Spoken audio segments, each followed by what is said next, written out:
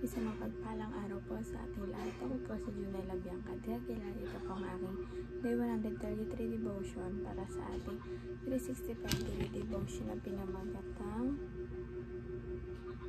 Handa ka na bang humarap sa Great White Throne Judgment? Ang topic po natin ngayon ay Great White Throne Judgment. Sabi po ito yung concept na Great White Throne Judgment. The Great White Throne Judgment refers to the final judgment described in Revelation 20, chapter 20, verses 11 to 15. At this judgment, all the dead will be raised and judged according to their deeds. Those whose names are not found in the book of life will be cast into the lake of fire. This sobering truth reminds us of God's perfect justice and the urgent need for salvation in Christ. At ang Bible verse po na matagpuan sa Revelation chapter 20 verses 11 to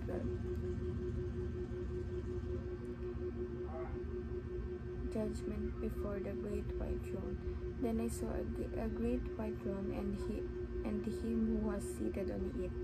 From his presence earth and sky fled away, and no place was found for them.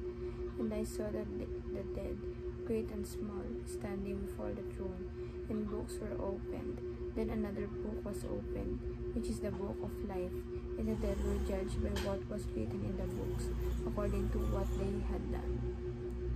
Tagalog po ang paghuhukom. Pagkatapos nito ay nakita ko ang isang malaking tronong puti at ang nakaupo doon. Naglaho ang lupa at langit sa kanyang harapan at hindi na nakita pang muli. Nakita kong nakatayo sa harap ng trono ang mga namatay, maging dakila at hamak. At binuksan ang mga aklat. Binuksan ang isa pang aklat, ang aklat ng buhay. Hinatulan ang mga patay ayon sa kanilang ginawa, batay sa nakasulat sa mga aklat. At ang teachings po natin ay number 1, the Great White Throne is the final judgment. Ito po yun. Para kasi ang Great White Throne, ito po nakaputi siya at nakaupo.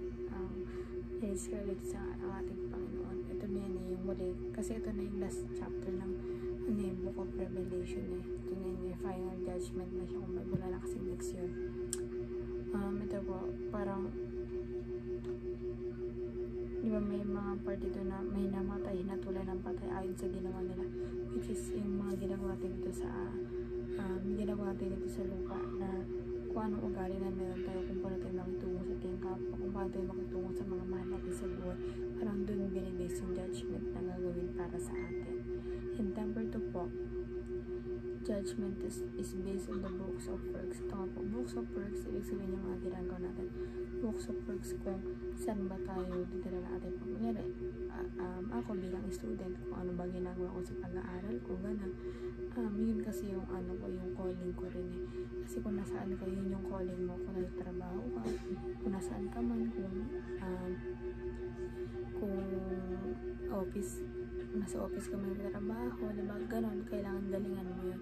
Kung kasi kailangan bawat ginagawa mo parang pinapresenta mo ang ating Panginoon, or iniisip ko na sa kanya may inaalay para maging smooth yung gawain mo at maging maayos. Number 3 po, salvation is based on the book of life. Diba po? Kung may book of works, may book of life naman po tayo. Kasi dito yun hinatulan dun talaga, hatulan yung patay based sa ginawa natin. Batay sa nakasulat sa mga aklat, ganun siya. Yung salvation dun siya nakabase sa book of life. And application naman po, para ito ma-apply sa ating buhay, know your priorities. Kasi diba, kailangan know your priorities. Kailangan kahit marami kang gawin, kaya mo din mag-time management. Alam mo kung ano importante sa hindi. Kung alam mo dapat yung needs and wants mo. Kasi mahirap kasi pag hindi mo alam kung ano yung prioritize mo sa mga bagay-bagay. Kasi pwede kang magkamali eh. Ayun talaga yung tendency nun, magkamali ka kasi una sa lahat, hindi mo alam kung ano yung priority mo, hindi mo alam kung ano dapat unahin. Parang hindi mo alam kung sino yung urgent sa mga bagay-bagay. Dapat inaalam natin yun, na alam natin kung ano yung priority natin kahit na madami tayong ginagawa. Number 2 po, live according to your call. Ito po yung sinabi ko kanina. Live according to your calling. Ano nga to eh, kung anong katayuan mo sa buhay, estudyante ka, magulang ka, nanay ka, kapatid ka, kailangan, di ba, kunyari nasa bahay, kunyari, di ba, estudyante tayo, pag walang pasok, nasa bahay na, parang naghuhugas tayo, gano'n, calling na natin kasi kailangan, kahit naghuhugas tayo, parang, nakikita pa rin sa gawa ng ating Panginoon na siya talaga yung nire-representa natin sa bawat gawain na ginagawa natin. And lastly po, prefer your whole family. Kailangan hindi lang ikaw sa pamilya niyo ang nakakaalam ng ating Panginoon. Kailangan kilala rin siya ng mga mahal mo sa buhay o lahat mismo. Kailangan in-spread mo din sa kanila yung mga gospel, diba? Yung works ng ating Panginoon para aware sila na dapat hindi lang ikaw yung maligtas, dapat buong pamilya mo rin.